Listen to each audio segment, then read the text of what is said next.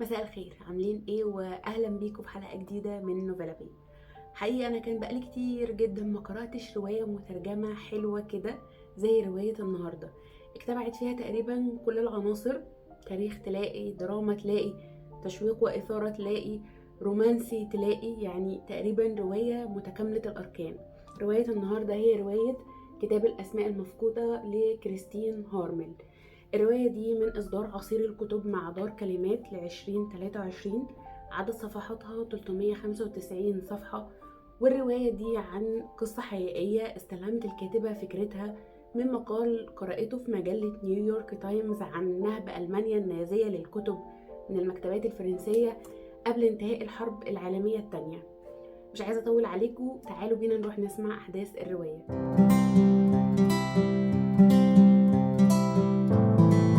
حكايتنا بتبدأ سنة 2005 عند إيفا تروب، سيدة يهودية في العقد الثامن من عمرها، بتشتغل أمينة مكتبة. وبتتفاجئ في يوم بخبر في الجريدة عن سعي أمين مكتبة ألماني لرد الكتب اللي سرقوها الألمان خلال الحرب العالمية التانية لأصحابها. وفي الصورة كان ماسك أمين المكتبة لكتاب مقدس نشر في باريس سنة 1732. اتعرفت إيفا فوراً على الكتاب لأنه ملكها، وانعصفت بيها الذاكرة لكل الأحداث اللي حصلت من 1942 للنهاردة. وقررت إيفا فوراً إنها تسافر برلين عشان تسترد الكتاب. وخلال الوقت ده بنرجع بالذاكرة مع إيفا ليوليو 1942. كانت إيفا عندها 23 سنة، بتدرس اللغة الإنجليزية في كلية الآداب. وكانت ألمانيا احتلت فرنسا وأقامت الكثير من حملات الاعتقال لليهود.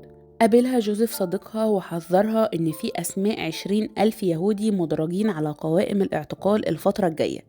حاولت إيفا تحذير والدها ووالدتها، لكنهم رفضوا الانصياع ليها. وكطمأنينة أكتر، عرفها والدها إنه في حالة القبض عليه هو ووالدتها تروح لرئيسه في الشغل، وهو هيزور لها مستندات تثبت فيها إنها مش يهودية، وتروح للمنطقة الحرة اللي لسه الألمان ما أحكموش سيطرتهم عليها، ومن هناك تطلع على سويسرا. في الوقت ده اتفاجئوا بمدام فونتان جارتهم بتطلب منهم المساعدة لأن والدتها مريضة ومحتاجة توديها للدكتور، وعاوزة حد يقعد مع أطفالها لحد ما يرجعوا. فراحت إيفا ووالدتها للشقة التانية، وجت فعلا الشرطة وقبضوا على والدها. حاولت إيفا إنها تنفذ وعدها ليه، فراحت لرئيسه في العمل عشان يساعدها هي ووالدتها بهويات مزورة، لكنه رفض مساعدتها بشكل مباشر. فادالها آلة كاتبة وبعض الأوراق والأقلام، وطلب منها تنفذ الهويات المزورة بنفسها، لأن كان معروف عنها من وهي صغيرة إنها فنانة وشاطرة في الحاجات دي. فأخذت إيفا المعدات ورجعت على شقة مدام فونتان وزورت بطاقات الهوية وتصاريح السفر وشهادات الميلاد، وانطلقوا على محطة القطر، ومن هناك خدوا القطر اللي رايح أورينيون اللي تبع فرنسا الحرة. وهناك نزلوا في نزل مدام باربيير اللي شكت فيهم من النظرة الأولى، وعرفت إن أوراقهم مزورة، لأن مدام باربيير كانت بتشتغل ضمن أفراد المقاومة اللي في المنطقة. فراحت لراهب الكنيسة الأب كليمنت وحكيت له اللي حصل، واللي بدوره راح لإيفا وأقنعها إنها تشتغل معاهم بعد ما عرف إن هي اللي مزورة الورق بتاعها، لأن عملهم كان بيتضمن تزوير أوراق لأشخاص عشان يقدروا يعدوا الحدود ويروحوا سويسرا. وكانوا بيهتموا أكتر بالأطفال اليهود اللي ما كانش ليهم ذنب في أي حاجة. وساعد إيفا إنها تزور ورق من القنصل الأرجنتيني توضح فيها إن والدها أرجنتيني الجنسية، لأن الألمان اتفقوا مع الأرجنتين على عدم سجن مواطنيهم حتى لو كانوا من اليهود. لكن في المقابل كان هيحتاج من إيفا كمان إنها تنضم ليهم، وده اللي رفضته والدتها. لكن إيفا كانت هتعمل أي حاجة عشان تخرج والدها من السجن، وكمان عشان تساعد غيرها في الهرب. فزورت الورقة وراح معاها ريمي شريكها الجديد في التزوير، على اعتبار إنهم من السفارة الأرجنتينية. لكن المفاجأة إن والدها كان اترحل للأوشفيتس، وده مخيم في الشرق بيجبروا اليهود فيه على العمل لحد ما يموتوا. أول ما بلغت والدتها بالخبر انفجرت فيها وحملتها تبعات كل اللي حصل، لأنها ما كانتش موافقة على هروبهم من الأول. لكن إيفا قررت تجاهل كل ده وراحت الكنيسة، وبدأت عملها مع الأب كليمنت وريمي بتزوير شهادات ميلاد الأطفال اليهود اللي هيهربوا على سويسرا. وهنا حست إيفا بالحسرة على الأطفال اللي بتزور هويتهم، لأنهم بعد كده مش هيعرفوا هم مين، كأنها بتمسح حقيقتهم وماضيهم. فعرض عليها ريمي إنهم يستعملوا شفرة فيبوناتشي، ومن خلالها يقدروا يسجلوا أسامي الأطفال الحقيقية بوضع علامة على الحروف المكونة لأسمائهم، واختاروا الكتاب المقدس لأن مفيش حد هيجي في باله يألف في كتاب مقدس قديم ويفك شفرة أسماء أطفال يهود مفقودين. وفي نوفمبر 1942 احتلت ألمانيا المنطقة الحرة، وأصبحت فرنسا كلها تحت حكم دول المحور، وأغلقت الحدود السويسرية، وبكده بقى وجود إيفا ووالدتها في أورينيون شبه إجباري. واستمر تقارب إيفا من ريمي لحد ما فاجئها في يوم عن طلب أعضاء المقاومة من ريمي بمرافقة الأطفال عبر الحدود. في نفس الوقت اتفاجئت إيفا بظهور جوزيف صديقها من الدراسة، وكان بيلعب دور مهم جدا في المقاومة، وساعدها بورق كتير بأنواع مختلفة عشان يكون أسهل وأقرب في التزوير. وأصبح ريمي بيلعب دور أكبر من التزوير، فبخلاف إنه بقى مرافق للأطفال، كمان بقى يقوم بعمليات تفجيرية. واضطر النظام إنهم يبعتوا واحدة مكانه عشان تساعد إيفا، وكان اسمها جينفيف، وكانت شاطرة جدا. ومن النظرة الأولى نشأت بينها وبين جوزيف علاقة غرامية، وبسبب خلافها المتكرر مع والدتها اضطرت إيفا في يوم إنها ترجع تبات في مكتبة الكنيسة. وفجأة سمعت صوت الأب كليمنت وهو بيتكلم مع جندي ألماني. اتفاجئت إيفا واعتقدت إن الأب كليمنت خاين، وحاولت تدور على أي حد يساعدها، خصوصا إنها خافت إنه يقتلها. لكن الأب كليمنت وضح لها إن الجندي الألماني واللي اسمه إيرش بيساعدهم بالمعلومات، لأنه رافض اللي بتعمله ألمانيا، وهو اللي بيعرفهم كل المعلومات اللي وصلت للقادة الألمان عن النظام بتاعهم.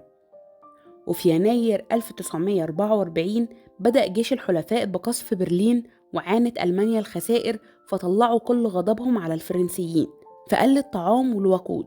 وفي ديسمبر تم القبض على جوزيف وهو معاه بطاقات تموين، وبطريقة ما أطلق سراحه بعد ما خلاهم يعتقدوا إنه بيبيعهم في السوق السوداء. لكن بدأت بعدها مباشرة حملات اعتقال لكثير من أهالي أورينيون، وبلغهم إيرش إن الأطفال اللي مستخبيين أصبحوا في خطر ولازم يعدوا الحدود في أقرب وقت، وهتكون معاهم إيفا بأوراق مزورة كأم ليهم بعد ما اتأكدوا إن اسمها أصبح على قوائم المطلوبين. وهتفضل والدتها في أورينيون مؤقتا لأن محدش بيشك فيها. لكن الغريب كان اختفاء جينفيف المفاجئ، لكن الأب كليمنت أكد لها إن ممكن يكون جوزيف قال لها وخباها. وبدأت إيفا في تزوير هويات جديدة ليها ولوالدتها اللي اتأثرت جدا لسفر بنتها لسويسرا وتركها في أورينيون وحيدة. لكن إيفا أكدت لها إن جوزيف هيهتم بنفسه بسفرها. وبدأت إيفا رحلتها وقابلت الأطفال في ليون، وكانت المفاجأة إن معاهم ريمي بهوية مزورة على إنه والدهم زوج إيفا. وبدأوا رحلتهم للحدود، وهناك قابلهم الراهب بويسون اللي بيته يعتبر قريب من سياج الحدود ما بين فرنسا وسويسرا. ساعدهم الراهب في تعدية الحدود، لكن إيفا رفضت تكمل بعد ما عدوا الأطفال بسلام، وطلبوا منهم يجروا بأقصى سرعة على أول جندي سويسري يقابلوه ويطلبوا المساعدة. رجعت إيفا مع ريمي وقرروا يباتوا ليلتهم في قرية قريبة، وهناك عرض ريمي عليها الجواز، لكنها خافت من غضب أمها لأنها يهودية وهو كاثوليكي. واتفقوا إن بعد انتهاء الحرب هيتقابلوا في مكتبة مزارين في باريس، المكتبة المفضلة ليهم، ويحتفلوا هناك بالجواز بعد ما تكون إيفا أقنعت والدتها. وتاني يوم الصبح اتفاجئت إيفا باختفاء ريمي، ولقت ورقة منه بيطلب منها إنها تروح سويسرا. لكن إيفا قررت ترجع لأورينيون تاني، فراحت للأب بويسون، واتفاجئت هناك بوجود صاحبة المخبز اللي في أورينيون في حالة يرثى لها، وقالت لها إن كل شيء في أورينيون انتهى، قبضوا على الكل بما فيهم والدتها ما عدا الأب كليمنت. عرف الألمان هوية والدتها الحقيقية وقتلوها. ده اللي عرفته إيفا أول ما وصلت أورينيون. استولى عليها الغضب، وكانت اتخذت قرارها بالمشاركة مع المقاومة في ساحة القتال، واحتاجت لجوزيف عشان تعرف تعمل إيه. فراحت المزرعة اللي كان مستخبي فيها، وهناك اتفاجئت بجنفيف وهي بتلفظ أنفاسها الأخيرة بعد ما أطلق جوزيف عليها النار، لأنه اتضح إن هو الخاين. عمل مقايضة مع الألمان لما اتقبض عليه في ديسمبر، وأطلقوا سراحه مقابل إنه يكشف لهم شبكة المقاومة اللي في أورينيون. ودلوقتي جوزيف بيدور على إيفا لأنها تعتبر أهم واحدة في الشبكة دي، وقتل جنفيف بعد ما أكدت له إنها ما تعرفش مكانها، لكنه ما كانش مصدقها. اتجهت إيفا بعدها لمكتبة الكنيسة، وقدر جوزيف إنه يلحقها، وقبل ما يعمل فيها حاجة كان إيرش قتله. وهجم الألمان على الكنيسة وقتلوا إيرش، ودمروا الكنيسة والمكتبة، وسرقوا كل الكتب القيمة. وهربت إيفا في النهاية على سويسرا. وفي خريف 1944 رجعت إيفا لباريس بعد شهرين من تحريرها. وفي يونيو 1945 بدأت عودة اليهود من معسكرات الاعتقال، وأخيرا عثرت عليه واكتشفت إن والدها حي.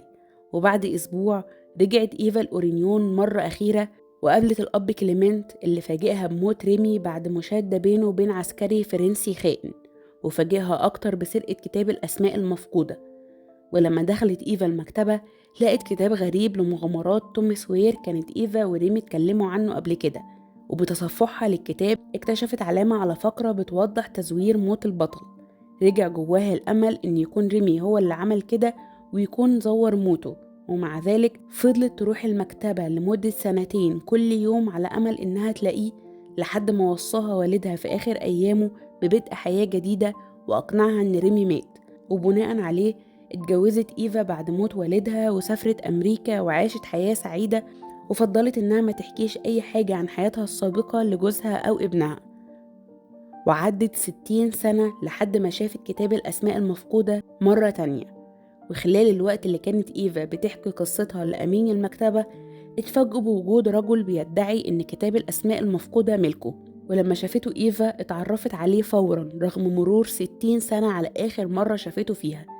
اتضح إن ريمي كان عايش وكان زور موته فعلا، بس كان عنده جرح كبير فنقلوه إنجلترا وفضل في المستشفى لوقت طويل. ولما رجع أورينيون اكتشف إن الأب كليمنت مات، ولما سأل عن إيفا قالوله ماتت هي كمان. في النهاية رجعت إيفا بعمرها لسن 25 وقررت تتجوز ريمي.